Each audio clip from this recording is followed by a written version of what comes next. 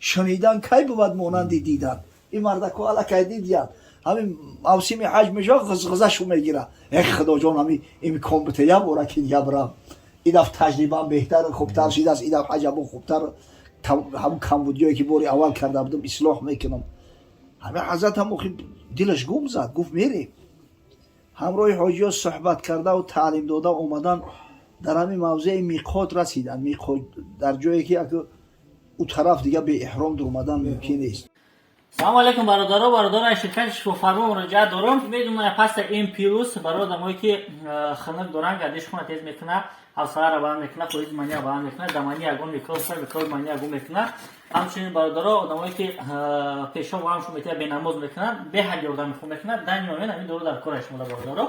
و همه برادرها کدمیره در کار شد زن زنی و کس کنه اومد رمضان تحقیق به هر خوب داره. وفیره داشت.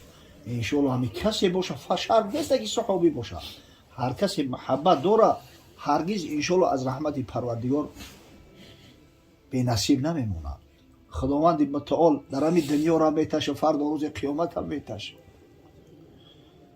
در شهر کوفه یک مرد میزیست با نام یحیی ابن معین. این آدم یک عالم حدیث شناس است، یکی از علمای، یکی از اساسگذارای علم جرح و تعدیل در حدیث. اینا اکسپرت هم میگه به قول امروزه. مردا را بها میتن اما راویای حدیثه کدامش ثقه بود، کدامش صدوق بود، کدامش ضعیف بود، آیا قولش قبول کرده میشود، اگر قبول کرده شود چند فایز قبول کرده میشود، در کدام صورت قبول میشود. یک علم به نهایت نازک دقیقه در علم حدیث. این شخص ها انم شاهستانای انم علم جرح تعدیلند. یحیی ابن معین در فروعات پیروی مذهب حضرت امام اعظم ابو حنیفه بود، اما در علم حدیث یک پیشوای اما عصر زمانش بود.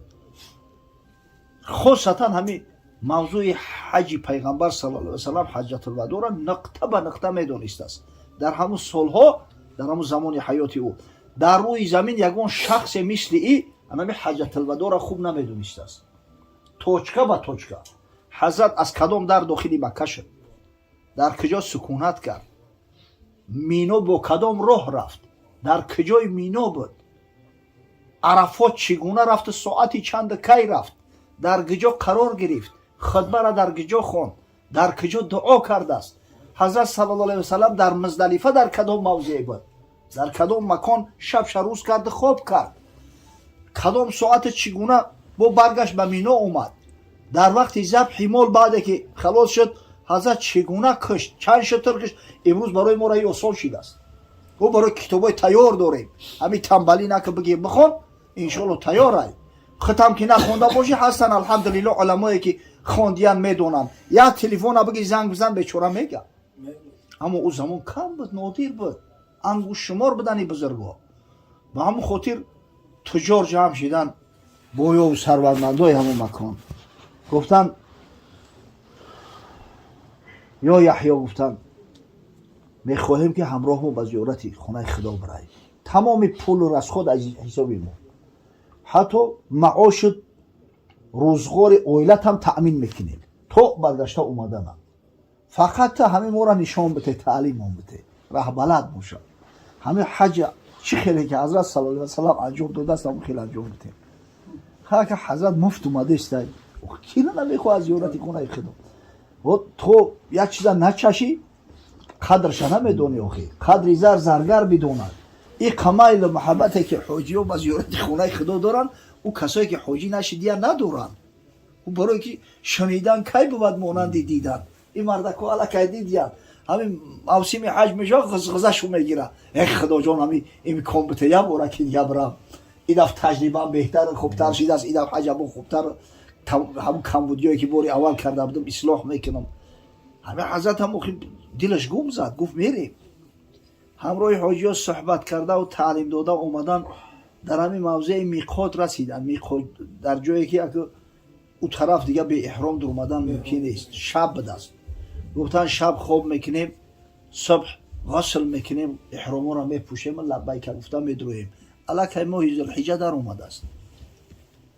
شب در خواب یحیی ابن معین رسول الله صلی الله علیه و سلم در اومد.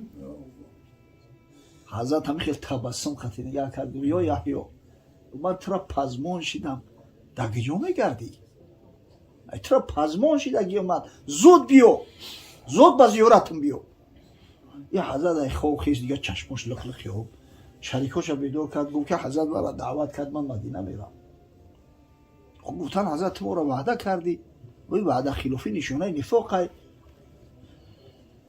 موسم حج شده است دیگه امکان نیست ای خود اگر مدینه بریم حج دیرونه میکنیم. گفتم من به شما کار ندارم من خودم میرم.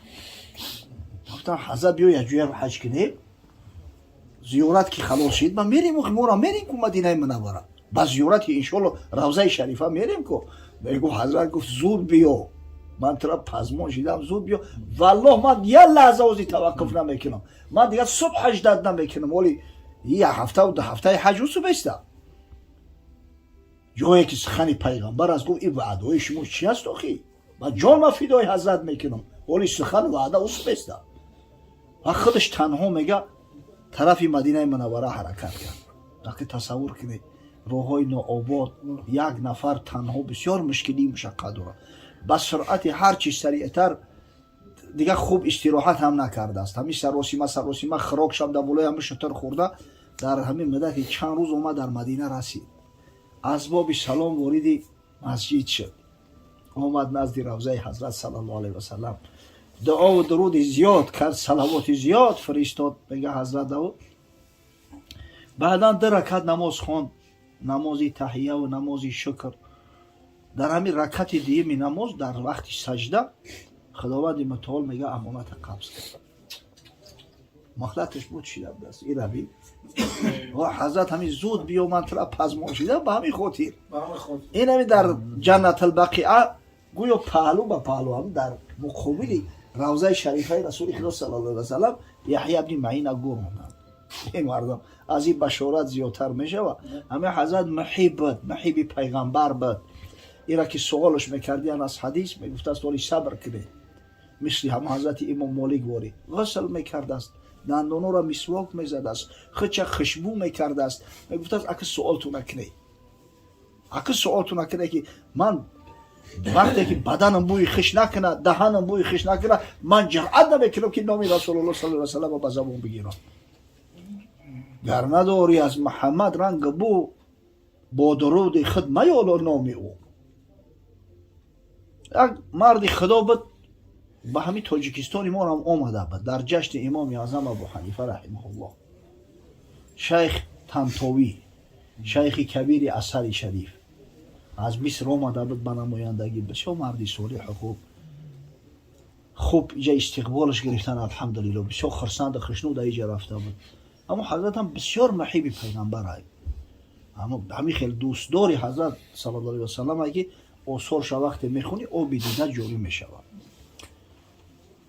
از همینجا رفت والله علم 1-2 سال بعد بود سال 2011 یک کنفرانس اسلامی میشود در شهر مدینه منوره. از بس که شیخ کبیر یعنی که رکتر اونیورسیتeti ازهر. اونیورسیتeti ازهر بزرگترین اونیورسیتت دینی جهان است. در جهان طریقه وجود نداره. در مصر در قاهره. بله. این حضرت هم به حیث همون مهمون فخری و عالم کلون دعوت شده بود به کنفرانس. میگه همون اومد زیارت کرد آب دیده قدیم. وقتی کنفرانس 2 روز بعد خلاص شد باز اومد میگه پیش روضه حضرت صلی الله علیه و سلم وداع کردم میگه گریست آوازی بلند کرد که یا رسول الله اگه دیگه امکان دارم ندارم الوداع. میگه همه قدرت پروردگار در همه ایرپورت آوردن شو. این همه آدمای حالدان و روزدانی که دیدین همه قصه میکنن بیمار شد حالش بد شد همونطور بهوش بیاد گرفتن در درون سمالیات سوارش کردن در همین شیدن 6 تا خداوند امانت قبض کرده ای همونجا فرو آوردنش بودن در جنت البقیع گور آوردنش. این نعمت ببین نصرت ببین اوه اجل قدر معینه هیچ کس مهلت نمیته. کل نفس ذائقة الموت هر شخص چشنده مرگ اذا جاء اجلهم لا یستأخرون ساعة ولا یستقدمون. وقتی ساعت مرگ اومد دیگه یگان لحظه تقدیم تأخیر نمیشود. اما این نعمت پروردگار را ببین در مدینه منوره فوتیدن در جنت البقیع گرانده شدن قسم به الله این را خداوند به هر کس نصیب نمیگردونه. علت هم همون محبتی هست که نسبت رسول خدا صلی الله علیه و سلم داشت. همه هر کدام ما و شما باشیم برادرای عزیز، اگر محبت من حقیقی باشه از صمیم قلب اگر حضرت دوست بداریم با یقین ان شاء الله از شفاعت حضرت صلی الله علیه و سلم برخوردار میشیم. در همین دنیا خدای تعالی از ضلالت و گمراهی ها ما و شما را نجات میده. خداوند بزرگ بابای حاجی ما را از جمیع بلا و گزند حفظ کنه. این را ببینه به خاطر محبت حضرت صلی الله علیه و سلم اینا بسیری مبارک حضرت که رسیدن اینمی محفل معرکه نور را تشکیل کردن و ما و شما را دعوت کردن که هم نان و طعام بخوریم هم الحمدلله در وصف رسول الله صلی الله علیه و سلم صحبت چند داشته باشیم، از اسلام و از شریعت غرای محمدی سخن چند داشته باشیم. قاری‌ها را دعوت کرده است که تبرکاً چیز تلاوت کنند و زمزمه کنند. خداوند بزرگ با همین قدر عمر دیگرش بده که پروردگار بزرگ همین یعنی امکان پیدا کنه که محبت چه در فرزندان و نبیرها و ابیرها و چبیرهاش در قلبش جای بده. خداوند در خاندانش نور و صفا نازل بسازه. پروردگار کدام عزیزا را به این خاندان مبارک